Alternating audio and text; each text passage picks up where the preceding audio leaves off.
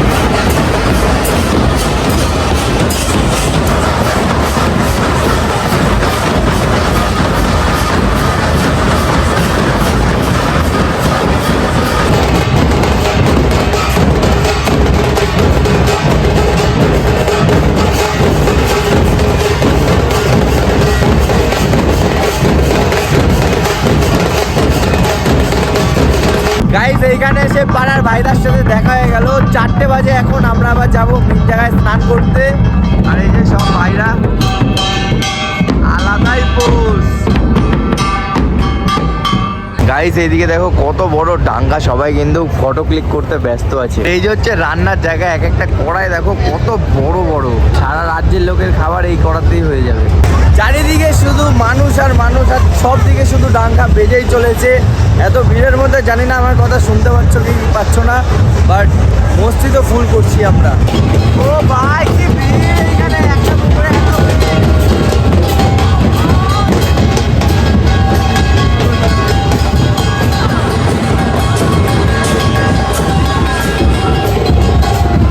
প্রচুর ভিড় গাইস, প্রচুর ভিড়। কি করে নামবো বুঝতেই পারছি না এত জলের মধ্যে।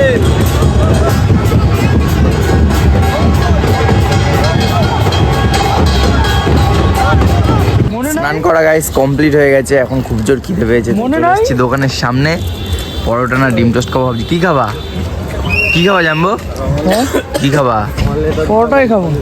পরোটা, তাহলে পরোটা দিয়ে দাও।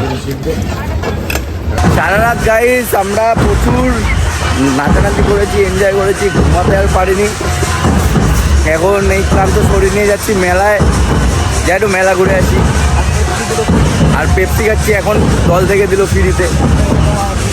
না ফ্রি জিনিস তো ছাড়াটা উচিত নয়।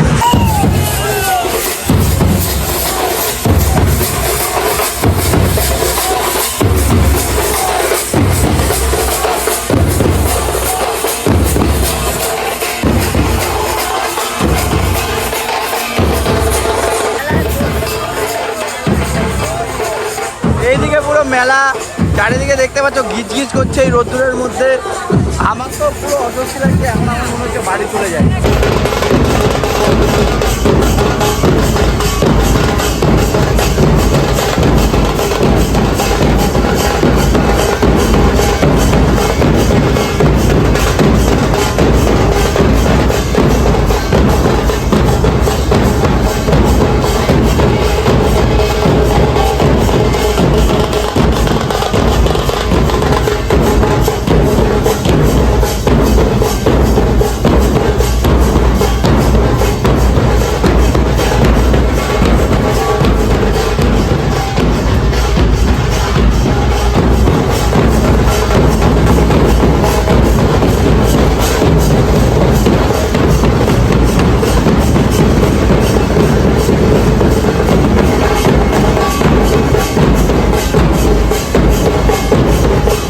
এই সব কিছু ছেড়ে আমাদের কিন্তু ঘোরা বাজানো সব কমপ্লিট হয়ে গেছে, তাই আমরা এখন চলে যাচ্ছি বাড়িতে। সবাই দেখো বাসে করে, জানি না যেতে যেতে কতক্ষণ লাগবে আমাদের।